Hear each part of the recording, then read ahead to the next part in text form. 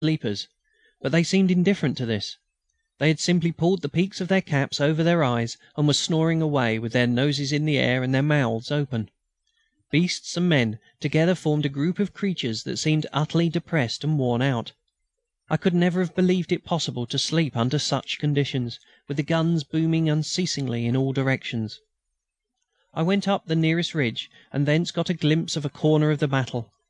I had expected to see a sight similar to that which had delighted us at manoeuvres, troops massed in all the depressions of the ground, battalions advancing in good order along the roads, and mounted men galloping about on the higher ground.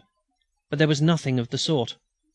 In front of me, about 600 yards off, and under the cover of the brow of a hill carpeted with russet stubble, I saw two batteries of artillery firing their guns. I looked intently. The pieces were in perfect line with the gunners at their posts. The shots were fired at regular intervals and with cool deliberation. The gunners took their time, and seemed to be working very casually. I had expected to see them fairly excited, the men running under a hail of shells, teams brought up at the gallop as soon as a few salvos had been fired, and the guns whirled off at speed and lined up in battery again some hundreds of yards further off. On the contrary, these guns seemed to be planted there for good. The limbers, which were massed to the rear under cover of a slope, looked very much like the sections of munitions I had seen just before. The men were sleeping in the shadows of their horses, and the horses were asleep on their feet in their appointed places. The only man standing was a stout-looking adjutant who was walking up and down with his hands in his pockets. With his eyes on the ground he seemed to be counting his steps. And meanwhile the two batteries went on firing salvos of 4 at a time.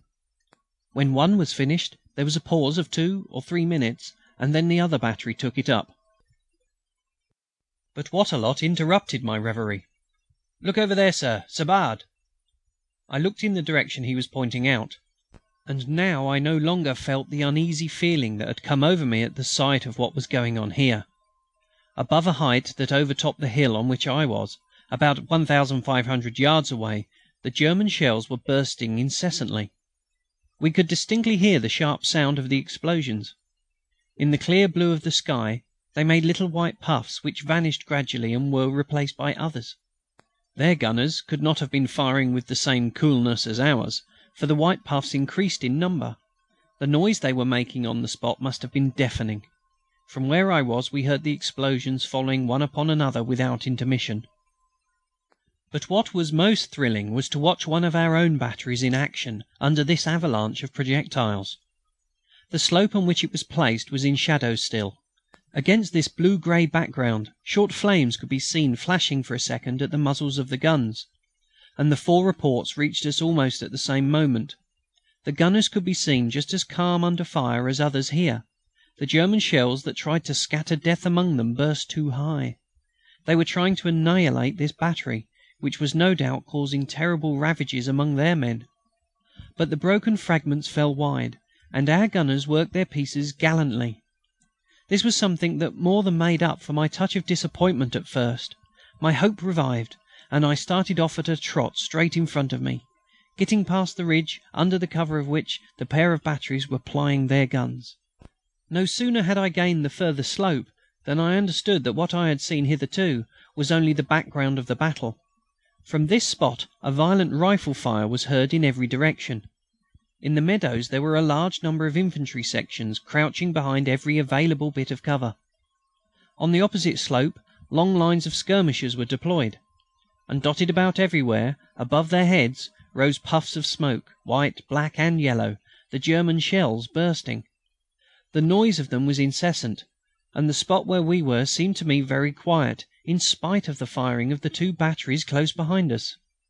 Everything was wonderfully coloured by the sunshine. The red trousers of the soldiers lying in the grass showed up brightly. The mess tins on their knapsacks and the smallest metal objects, buttons, bayonet hilts, belt buckles, glittered at every moment. On my left, in a dip of the ground with a little river running down it, a gay little village seemed to be overflowing with troops. I rode towards it in haste, hoping to find a staff there which could give me some information. The streets were, in fact, full of infantry, lying about or sitting along the houses on both sides. In the middle of the main road was a crowd of galloping orderlies, cyclists and motor cyclists. I felt rather bewildered in all this bustle. However, these people seemed to know where they were going. They were no doubt carrying orders or information, and yet I could see no chief officer who appeared to be busying himself about the action or directing anything. Those who were not sleeping were chatting in little groups. The soldiers of different arms were all mixed together, which had, perhaps, a picturesque effect, but was disconcerting. Suddenly I heard someone call my name.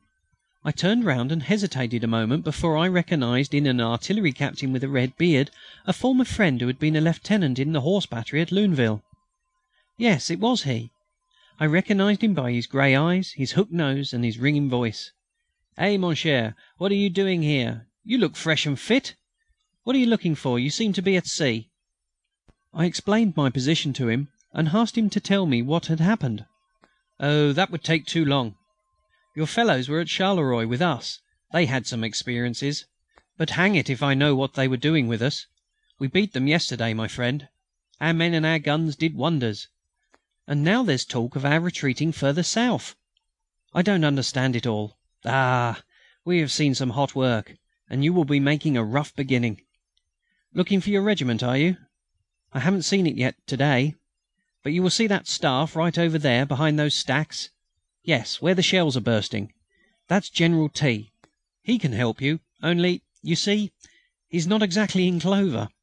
T has been splendid, always under fire, cheering on his men. They say he wants to get killed so as not to see the retreat." I knew General T. well. He commanded a brigade in our garrison town of R. And a kindly chief he was, clear-minded, frank and plain-spoken. I soon made up my mind to go see him and see what help I could get to enable me to rejoin my regiment. It would be a pleasure, too, to see him again. I measured the distance with my eye, a kilometre, perhaps. There was no road, and to go across the fields would not be very easy, as there were walls and hedges round the meadows. I took the other way out of the village, and just as Wattrelot and I were leaving it we saw some wounded men arriving. They came slowly, helped along by their comrades, and there were such a number of them that they blocked the road. Those faces tied up with bandages, clotted with perspiration, dust and blood. Those coats hanging open, those shirts torn, and showing lint and bandages reddened with blood. Those poor bandaged feet that had to be kept off the ground. All this made a painful impression on me. No doubt this was because I was not accustomed to such sights, for others hardly took any notice of it. "The ambulance! Where is the ambulance?" cried the men who were helping them along. "At the station," answered some soldiers, hardly looking round. "Go straight on and turn left when you get to the market place." And the sad procession went its way. I jumped the ditch at the side of the road and struck across the fields, spurring straight for General T. At that moment the rifle fire became more violent.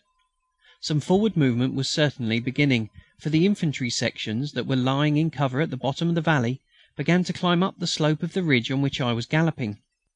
Suddenly my horse swerved sharply. It had just almost trodden upon a body lying on the other side of a low wall of loose stones that I had just jumped. I drew rein. A sob burst from my lips. Oh!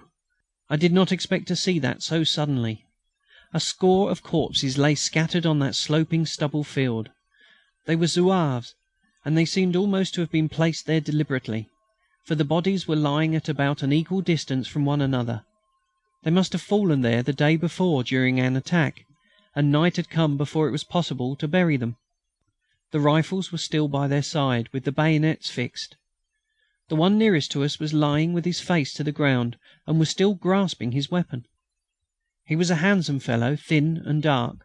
No wound was visible, but his face was strikingly pale under the red chéchia which he had pulled down over his ears.